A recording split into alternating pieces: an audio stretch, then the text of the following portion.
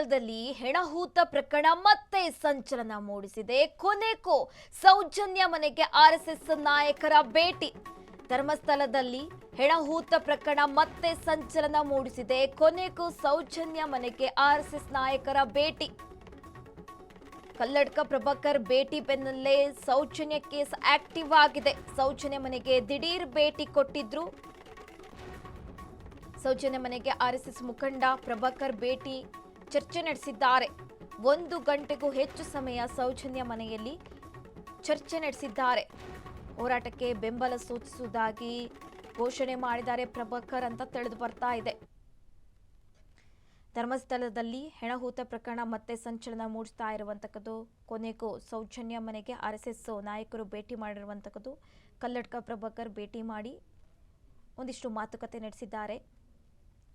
ಸದ್ಯ ಸೌಜನ್ಯ ಮನೆಗೆ ದಿಢೀರ್ ಭೇಟಿ ನೀಡಿದ್ದಾರೆ. ಆರ್ಎಸ್ಎಸ್ ಮುಖಂಡ ಪ್ರಭಾಕರ್ ಭೇಟಿ ನೀಡಿ ಚರ್ಚೆ ನಡೆಸಿರುವಂತಕ್ಕದ್ದು. 1 ಗಂಟೆಗೂ ಹೆಚ್ಚು ಸಮಯ ಸೌಜನ್ಯ ಮನೆಯಲ್ಲಿ ಚರ್ಚೆ ನಡೆಸಿದ್ದಾರೆ. ಹಾಗೆ ಹೋರಾಟಕ್ಕೆ ಬೆಂಬಲ ಸೂಚಿಸುವುದಾಗಿ ಕೂಡ ಘೋಷಣೆ ಮಾಡಿದ್ದಾರೆ ಆರ್ಎಸ್ಎಸ್ ಮುಖಂಡ ಕಲ್ಲಡ್ಕ ಪ್ರಭಾಕರ್. ಧರ್ಮಸ್ಥಳದಲ್ಲಿ ಹೆಣಹೂತ ಪ್ರಕರಣ ಮತ್ತೆ ಸಂಚಲನ ಮೂಡಿಸ್ತಾ ಇರುವಂತಕ್ಕದ್ದು. ಸೌಜನ್ಯ ಮನೆಗೆ ಆರ್ಎಸ್ಎಸ್ ನಾಯಕರು ಭೇಟಿ ನೀಡಿದ್ದಾರೆ, ಮಾತುಕತೆ ನಡೆಸಿದ್ದಾರೆ. ಆರ್ಎಸ್ಎಸ್ ಮುಖಂಡ ಕಲ್ಲಡ್ಕ ಪ್ರಭಾಕರ್ ಭೇಟಿ ನೀಡಿ ಒಂದಿಷ್ಟು ಮಾತುಕತೆ ನಡೆಸಿದ್ದಾರೆ. 1 ಗಂಟೆಗೂ ಹೆಚ್ಚು ಸಮಯ ಸೌಜನ್ಯ ಮನೆಯಲ್ಲಿ ಚರ್ಚೆ ನಡೆಸಿರುವಂತಕ್ಕದ್ದು. ಹಾಗೆ ಹೋರಾಟಕ್ಕೆ ಬೆಂಬಲ ಸೂಚಿಸುವುದಾಗಿ ಕೂಡ ಘೋಷಣೆ ಮಾಡಿದ್ದಾರೆ ಪ್ರಭಾಕರ್. ಈ ಭೇಟಿ ಬೆನ್ನಲ್ಲೇ ಸೌಜನ್ಯ ಕೇಸ್ ಕೂಡ ಆಕ್ಟಿವ್ ಆಗಿರುವಂತಕ್ಕದ್ದು.